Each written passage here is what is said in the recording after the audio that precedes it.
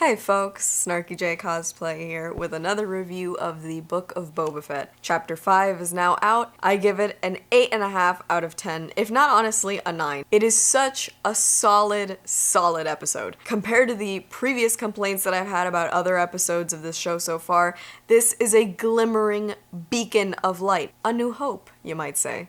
This is the most solid episode of the entire series. The writing feels very much in tune to the Star Wars feel that we're all used to. While it might be a little corny at times because that's just the humor, Star Wars has always had a little bit of corniness to it, but the jokes in this episode actually land, the humor is welcome, and it's actually really pleasant to watch. Something else I really love about this episode are the environments. We get to see a little bit more of space outside of Tatooine. I love Tatooine and I know that it's inherently Star Wars, but sometimes I get a little tired of just being on this one desert planet, and so we get away from that a little bit this episode, which I think is really cool. It makes for some really great sights, and the graphic elements are just phenomenal. This episode does have a lot of moving parts, but they come together directed and produced really well. I think Bryce Dallas Howard did a killer job directing this episode. It also comes with a 45-minute runtime, which feels longer than the other episodes, definitely more substantial plot-wise, and it's really satisfying to watch. And that is literally all I can say without spoiling it. So moving forward, as you all know, and it goes without saying again, but I will say it anyway, this is the Book of Boba Fett. The Book of Boba Fett. It's not the Book of so-and-so, not the Book of Fulano, and it's not the Book of the Mandalorian, that's for sure. And yet, in the entire 45 minutes of this show, the titular character, Boba Fett, does not appear. You would never see Disney make an episode of The Mandalorian where Din Djarin is not on screen at all. I think that says a lot. It pretty much expresses that the writers just don't feel invested in Boba Fett. The story that they really want to tell is The Mandalorian. They literally have taken an entire 45-minute episode to set up Mando's plot. It's kind of unfair to Boba, but I'll talk a little bit more about that later. That being said, what a ride! The opening scene is exactly what I think we all wanted from the Book of Boba Fett. We wanted the man of few words in an intimidating Mandalorian helmet, walking in, handling business with that really intimidating silhouette, and no mercy to be found anywhere. I mean, he cuts a guy in half. Like I said in one of my last videos, every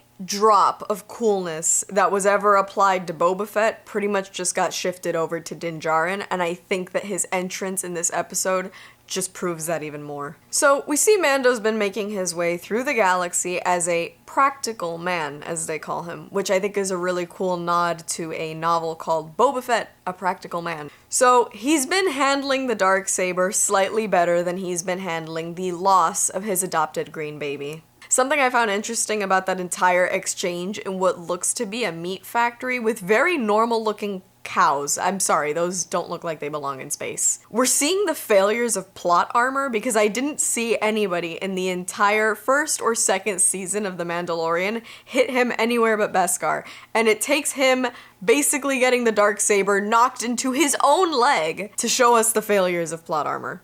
Once he gets his butt kicked a little and gets a lead from these guys, he makes it a point to go look for his fellow Mandos. The Armorer had gotten out of Mando Season 2 unscathed and alive. Well, now we see that Paz Vizsla, the heavy infantry Mando, is also there. It seems like Din is hell-bent on reuniting with these folks and getting back to his creed, after he delivers what I can only assume is a Beskar teething ring to his long-lost baby boy. I really like that we get a lot more background information on Mandalorian lore from the Armorer. Bo-Katan was really critical of Din's creed, but we get the Armorer's perspective, which I think kind of adds that really political element where you get two sides of the same story and the truth is maybe somewhere in the middle.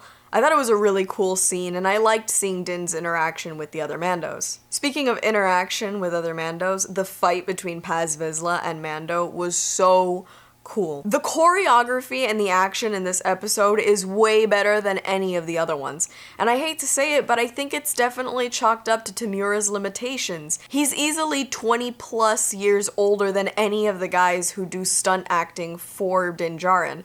So of course he's not gonna move the same way, and of course the action sequences are just gonna be better when he's not the one fighting. Din gets knocked around a little bit, but keeps his dignity because he's not essentially naked and being thrown around by the walking carpet that is Black Chrysanthemum. He's actively fighting someone that has a similar skill set. He wins though, and he's basically banished by his people after he has to admit that he has removed his helmet. I thought this was so powerful because I thought maybe after that situation with Bo-Katan, where he kind of learns that his creed is a group of extremists, so to speak, maybe he would have lost his faith a little bit. But we see that he didn't lose his faith. It was really his drive to get Grogu to safety is what drove him to remove his helmet in the first place. It's a big loss for him to be told he's not a Mandalorian anymore, but I thought it was so necessary. When he goes to walk away, I was kind of thinking he might dramatically drop his jetpack or the Darksaber, but when I saw he kept walking away with Darksaber in hand, I was like, yeah, Papi, you take that with you.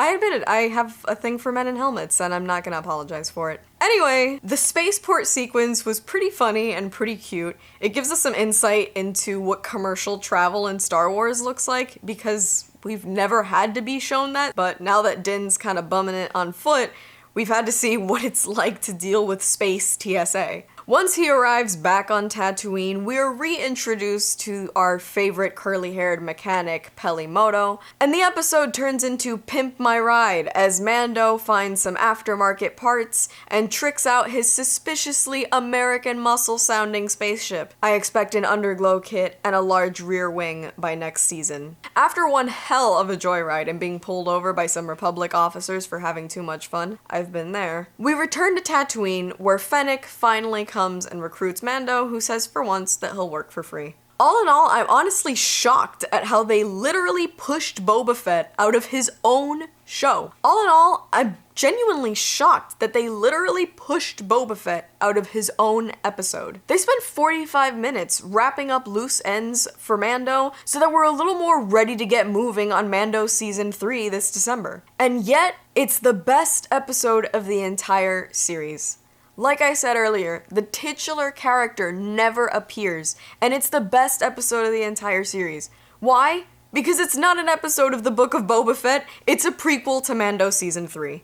With them not butchering Boba's entire character, the writing in the entire episode is brilliant. I'm starting to think it's not the writers doing a bad job, it's just that they're not into Boba, and therefore when they write him, it comes out pretty terrible. It's kind of like what Disney did with the sequels, in my opinion. Make your original trilogy characters look way less cool, and by comparison, your Disney intellectual property guys are gonna look that much better. When you make Boba look like a punk, Din Djarin, who we already loved, looks that much better.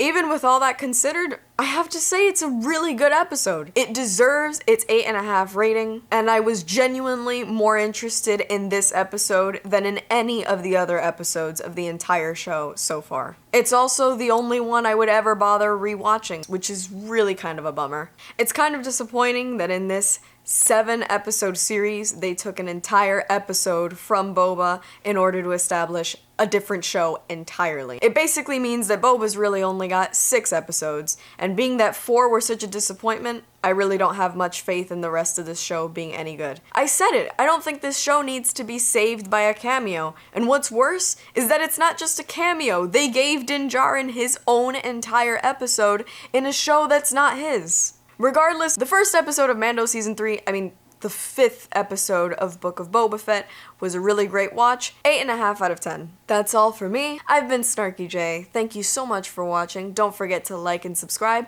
and let me know your thoughts on this episode and my review in the comments below.